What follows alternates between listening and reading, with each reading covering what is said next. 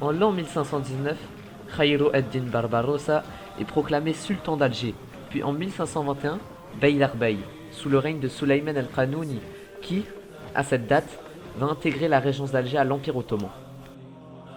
C'est le début d'une nouvelle ère, une des plus lumineuses de l'histoire de l'Algérie.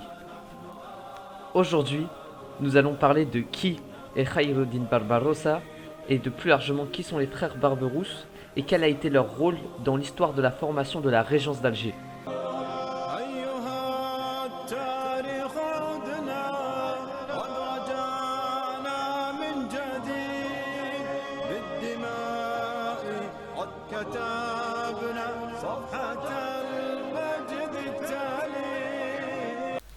الصلاة والسلام على رسول الله صلى الله عليه وسلم والسلام عليكم ورحمة الله وبركاته أهلا وسهلا بكم. Bienvenue à vous dans ma toute première vidéo de ma chaîne YouTube à propos d'histoire. N'hésitez pas, avant de continuer à visionner la vidéo, à vous abonner à ma chaîne YouTube, à mettre un j'aime et à activer les notifications pour recevoir toutes mes nouvelles vidéos. Merci d'avance à ceux qui le feront. Nous pouvons commencer tout de suite. Khayru ad-Din Barbarossa est né vers 1476 sur l'île de Lesbos. Il fut un corsaire ottoman qui agissait sous le règne de Sulayman al-Qanouni. Il a, au cours de sa vie, occupé les postes de sultan et de beylerbey dans la régence d'Alger, mais aussi celui de capitaine pacha. Il est issu d'un père musulman, turc ou albanais, et d'une mère chrétienne d'origine grecque. Il possède 3 frères qui sont eux aussi corsaires, dont l'aîné, Harouj, lui aussi connu. À la mort de leur père, les frères prennent la mer avec l'aîné qui est alors au commandement d'un navire de corsaires. C'est à bord de celui-ci que ces derniers se convertissent à l'islam. Au cours de leur périple, ils sauveront les juifs et les musulmans, subissant l'oppression et la violence des Espagnols voulant les convertir de force au catholicisme suite à la chute du dernier État musulman en Ibérie en 1492. Cet événement marque le début de leur renommée, et c'est à ce moment-là qu'on leur attribue le surnom de Barberousse. Khayru ad-Din et ses frères vont être au cœur de la lutte entre l'Empire ottoman et l'Europe chrétienne, notamment dans la course contre les navires chrétiens en Afrique du Nord. L'Espagne, se trouvant économiquement et militairement renforcée à cette époque-ci, s'empare de plusieurs ports situés au Maghreb, profitant de la décadence que subissaient les États nord-africains à cette époque-ci. En effet, le royaume zianide, ayant pour capitale Tlemcen, se voit affaibli du fait de querelles familiales et se fragmente. Plus à l'est, la Kabylie et la région de Constantine deviennent indépendantes des Hafsides de Tunis. Les Espagnols annexent successivement les villes de Mers el-Kébir en 1505, Oran en 1509, Bjaïa en 1510 et menacent la ville d'Alger avec la construction d'un port aux abords de la ville.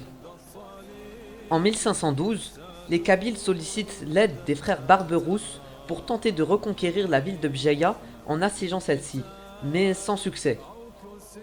Les frères Barberousse prendront alors pour base la ville de Djidjel, depuis laquelle ils prépareront et recruteront les soldats nécessaires pour faire face aux Espagnols. En 1516, les frères Barberousse, associés au chef Sidi Ahmed Belkadi, qui est kabyle, prennent Alger à la tête de 5000 Kabyles, 1500 Turcs et assassinent l'émir zianide Salim ad-Doumi, qui avait conspiré avec les Espagnols pour se débarrasser de Barberousse. Harouj Barbarossa fait d'Alger sa capitale, car c'est en effet une ville stratégique et devient le premier sultan de l'État centré sur la ville d'Alger, construit sur les ruines des États zianides et hafsides. Harouj prendra ensuite la ville de Tlemcen après une bataille dans la plaine de Sidi Bel Abbès contre le nouveau sultan zianide, Moulay Abou Hamou, qui, allié aux Espagnols, prit le trône à Tlemcen par un coup d'état où le sultan Moulay ibn Ziyan fut emprisonné. Moulay Abou Hamou fuit vers Oran, d'où se préparait une offensive contre Tlemcen où sera défait et mourut Harouj Barbarossa et son frère Ishaq en mai 1518. Ils furent morts en protégeant Tlemcen de l'empereur Charles Quint à la tête de 10 000 Espagnols. Khayr ad-Din hérite de son titre de sultan d'Alger et décide de s'appuyer sur l'aide ottomane en effectuant une demande de rattachement à l'Empire en 1519 face aux attaques à l'est du royaume de Koukou et Hafsid et face aux Zianides qui sont alliés aux Espagnols à l'ouest.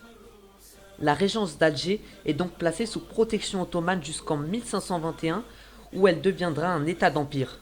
En 1520, Ahmed Belkadi, qui s'est rebellé contre Barberousse, prend la ville d'Alger. C'est le début d'une lutte entre Barberousse et le royaume de Koukou. En 1521, Khayr ad-Din revient à Alger où il fait alliance avec les Beni Abbas et reconquiert progressivement les villes de l'Est et réussit à corrompre un ennemi qui assassine Belkadi contre une certaine somme d'argent. Cet assassinat permet à Khayr ad-Din de reprendre la ville d'Alger en 1525.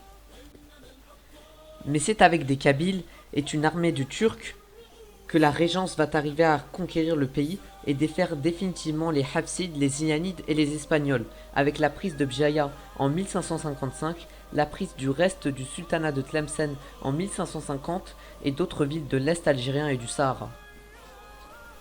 Khayr ad-Din décédera le 4 juillet 1546 et c'est Hassan Aga qui le succédera au titre de Beylerbey dans la régence d'Alger.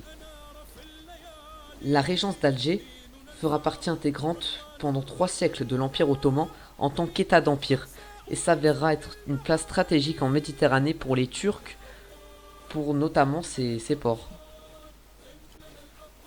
C'est déjà la fin de cette vidéo, merci de l'avoir visionnée en entier et j'espère qu'elle vous aura plu. N'hésitez pas à me soutenir avec mes liens dans la description, avec notamment mon Utip qui vous permet de visionner des pubs qui vont me rémunérer.